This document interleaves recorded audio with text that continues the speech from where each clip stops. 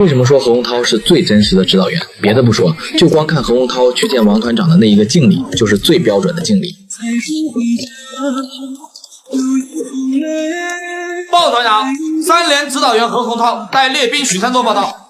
没有花哨动作，也没有刻意的力度，整个敬礼动作标准又自然，让很多退伍老兵看了都说，就单是这一个动作，没有多年的基层功底，根本做不出来。而何洪涛为什么说就是指导员本人？因为全剧最动人的一句话就出自他的口。当许三多违规翻墙进入营区，所有人都觉得这个兵完蛋了，可何洪涛当着战士们的面却没有指责他，反而说了一段话：我不是人吗？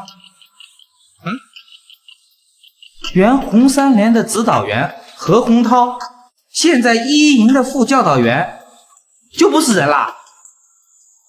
最初送许三多去草原5班时，何洪涛明明看到了5班的环境和纪律，要换成别的指导员，早就当场训话整顿了。可反观何洪涛呢，他全程克制，没发一点火。这时候有人会说了，这是因为何洪涛对草原5班不抱希望，才会不发脾气的。可我却不这样认为，正是因为他始终抱希望，所以才不愿意用严厉的方式，反而是没有说一句空话套话。他只是默默地给老马鼓励和支持，一直想办法帮老马稳住局面。他不是看不到问题，反而是心里清楚，有的问题不是靠发火就能解决的。他选择的是用行为去慢慢影响，而不是用官职权力去压。而且到了草原5班的时候，李梦几人还故意倒了一杯浓度高的怪味水。何洪涛看了一眼，丝毫没有犹豫，拿起来就一饮而尽。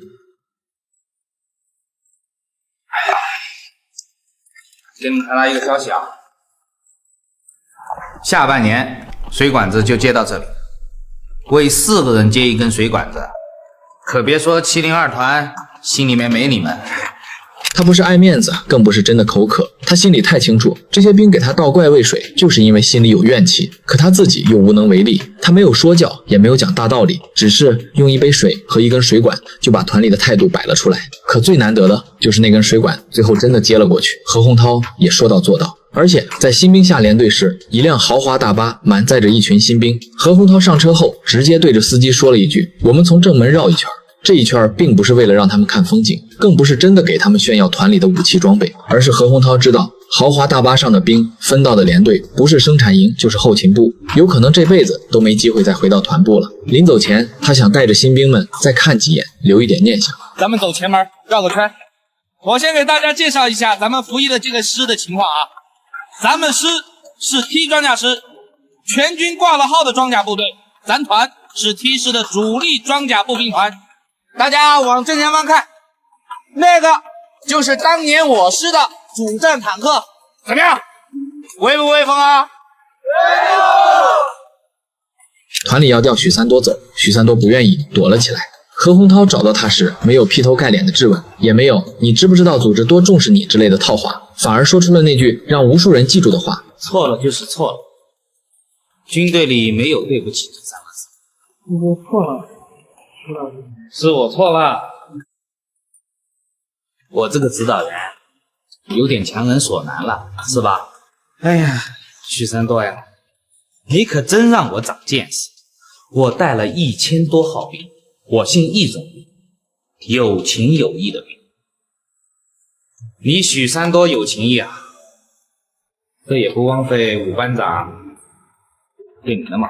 他不是在原谅许三多，他是在告诉许三多，我看重的是你这个人，不是你这件错事。这种分寸感没有对士兵发自心底的尊重，根本表现不出来。而且他也真的做到了，发现违规翻墙的是许三多，他瞬间忘掉批评的事情，满眼都是见到许三多的激动与惊讶。而在何洪涛身上也有一个秘密，直到老马退伍时才演了出来。原来指导员何洪涛当年也是老马带出来的兵，他专程在老马退伍时来送他最后一程。一个指导员送一位被抛弃的3期士官，那一刻所有人才明白为什么何洪涛对老马那么有耐心，为什么一直想办法帮助老马，尽管冒着得罪许三多的危险，也想把修路的功劳加在老马的身上，从而让他回到大部队。这一切都是因为老马曾是他的班长，他在用自己的方式回报那个老班长对他的培养。难怪白铁军退伍的时候给指导员的是一个难舍难分的拥抱，给连长的却只有一个敬礼。因为何洪涛不是在靠职务当指导员，而是靠人情味在当。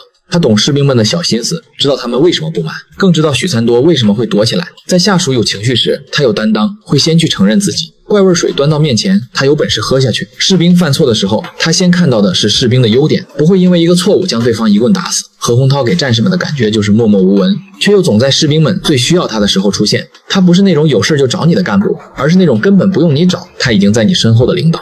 虽然何洪涛在士兵突击里戏份很少，但几乎存在的每一帧都值得让人回味，因为他演的不是指导员这3个字，而是千千万万基层带兵人的良心。